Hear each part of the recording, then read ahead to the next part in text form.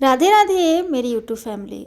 मटर का सीज़न आ चुका है और इन सीज़न में मटर की कचौरी की रेसिपी लेकर आई हूँ। और आज मैं आप सभी को क्रिस्पी क्रंची मटर की कचौरियाँ कैसे बनाते हैं वो मैं सिखाऊंगी। बहुत तरीक़ों से कचौरियाँ बनाई जाती है, पर आज मैं जो कचौरी बनाने वाली हूँ वो कढ़ी के साथ कैसे बनाई जाती है वो वाली कचौरी की रेसिपी लेकर आई हूँ। मतलब कि कढ़ी के साथ खाने वाली क्रिस्पी क्रंची मटर की कचौरियाँ। ठीक है, सबसे पहले इसे बनाने के लिए मैंने मटर लिया, उसमें थोड़ा सा नमक डाला, पानी डाला। पानी का मात्रा कम ही डालेंगे जितना में वो पक जाए। उसे उबलने के लिए रख दिया। एक पतीले में मैंने लिया है 2 कप चाय पीने वाले कप से मैदा। मैदे की जगह पर आप आटा डाल सकते हैं। 2 से 3 चम्मच मैंने सूजी लिया है। सूजी डालने से हमारी जो कचौरी रहेगी वो बिल्कुल ही क्रंची क्रिस्पी बनी रहेगी बहुत देर तक, मतलब पूरे 1 दिन तक आपकी कचौरी जो है वो क्रिस्पी और क्रंची रहेगी, जिससे कि आप कभी भी खा सकते हैं और एक जैसा आपको टेस्ट मिलेगा। इसी में मैंने डाला थोड़ा सा अजवाइन, मंगरेला और थोड़ा सा नमक। इसमें अब मैं डालूँगी 3 चम्मच घी। घी को मैं मेल्ट करके डाल रही हूँ। घी की जगह पर आप बटर या फिर रिफाइंड ऑयल डाल सकते हैं, पर सरसों तेल का इस्तेमाल यहाँ पे नहीं करना है आपको। तो अगर आप घी या फिर रिफाइंड ऑयल अगर इसमें डालते हैं इसी टाइम, तब आपकी जो कचौरी है ना बहुत ही खस्ता बनकर तैयार होती है। इसी में मैंने डाल दिया है 1 चम्मच चीनी। चीनी डालने से हमारी कचौरी का जो कलर है वो भी काफ़ी बढ़िया आएगा और बहुत ही अच्छा सा टेस्ट आ जाता है। मतलब कि अगर आप बनाकर खाते हैं तो ऐसा लगेगा कि ये रेसिपी आपने नहीं बनाई है बल्कि खरीद कर लाई है, वैसी वाली टेस्ट आ जाती है। आप ऐसा कह सकते हैं कि चीनी डालने से एक यूनिक सा ही टेस्ट आता है जो कि आपको होटल की याद दिला देगी। घी डालने के बाद बहुत ही अच्छे से दोनों हाथों से ना मिक्स करना होगा। जब तक अच्छे से इसे मिक्स और रब नहीं करेंगे तब तक आपकी कचौरी जो है वो अच्छी नहीं बनेगी। अच्छे से मिक्स करने के बाद थोड़ा थोड़ा इसमें पानी डालेंगे।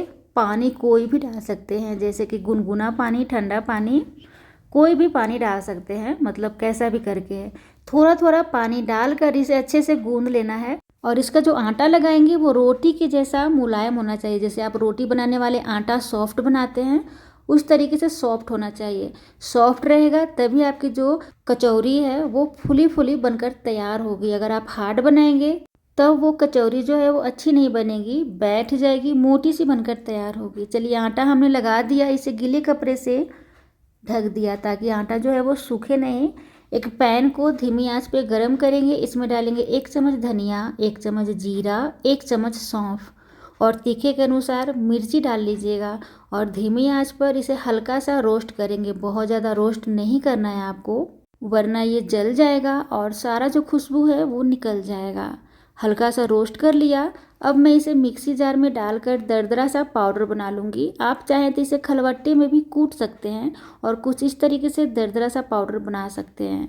एक मैंने खलबट्टा लिया है, उसमें डाला है थोड़ा सा लहसुन और अदरक। आप इसमें हरी मिर्च भी डाल सकते हैं और उसे अच्छे से कूट लीजिएगा। फिर से मैंने पैन गरम किया, उसमें डाला सरसों तेल। और यहाँ पे सरसों तेल अगर इस्तेमाल करते हैं तो उससे ज़्यादा स्वाद आता है।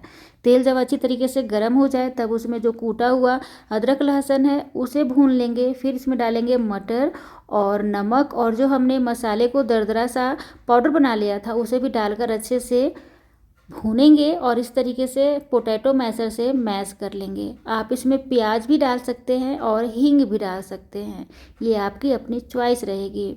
अच्छे से इसे मैश करेंगे ताकि जब हम इसके कचौरियाँ बनाएं तो इसका जो दाना है वो अटके नहीं, मतलब आटा में जब चिपक जाती है तो वो कचौरियाँ जो है वो फट जाती है। अब मटर की छोटी छोटी सी बॉल्स बनाएंगे, क्योंकि जब हम कचौरी में इसे फिल करेंगे तो काफ़ी बढ़िया कचौरी जो है बनकर तैयार हो।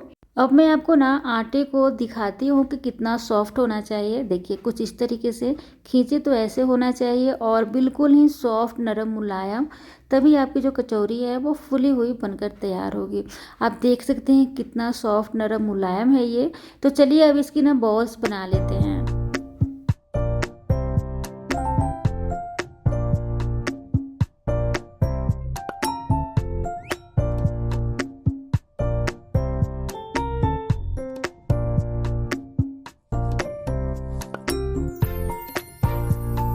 बहुत ही छोटा सा लोई लेना है आपको और कुछ इस तरीके से आपको राउंड राउंड करके पतला सा बना लेना है फिंगर से ही।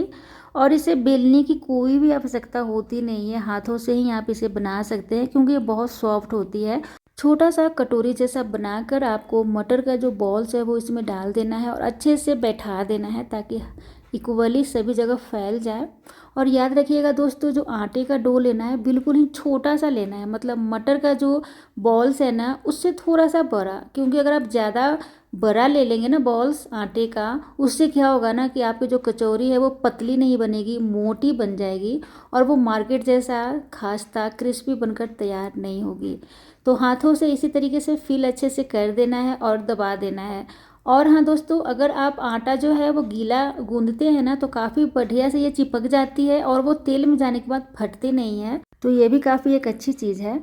और इसे हमेशा धीमी आंच पर तलना है, अगर तेज़ आंच पर इसे तलेंगे तो कचौरी जो है वो फूली हुई बनकर तैयार नहीं होगी।